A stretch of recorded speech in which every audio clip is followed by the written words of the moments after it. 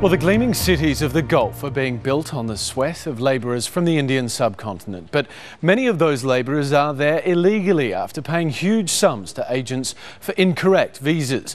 Now, in the United Arab Emirates, a 3-month amnesty for illegal immigrants saw more than 250,000 labourers go home. India's Andhra Pradesh state is the largest supplier of labour to the Gulf. Bernard Smith now reports on how many men are committing suicide when they return home because of the huge debts they've incurred working in the Gulf.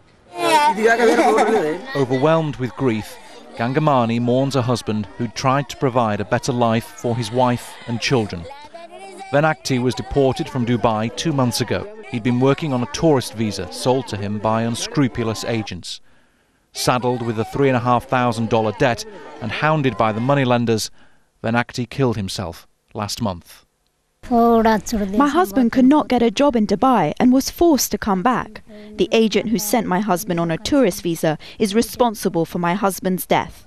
Now a widow, Gangamani has no way of providing for her 2 young children.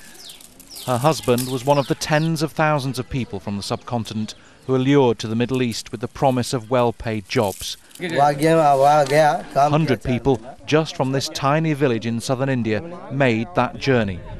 But most are back after a crackdown on illegal immigration in the UAE. Their passports are being illegally held by their former employers. A photocopy is all they've got left. They asked me to come to Dubai on a tourist visa with a promise that they will provide me a work visa later. I believed them and worked there for 6 months. Later, I was told that my visa had expired and I had to go back to India. They promised me a work visa and a job. Why didn't they keep their promise? Officially, a UAE employment visa costs $900, but the villagers end up paying more than $2,000. Commissions are taken by the employers all the way down to the agent in the village. And then, the locals often only get a tourist visa.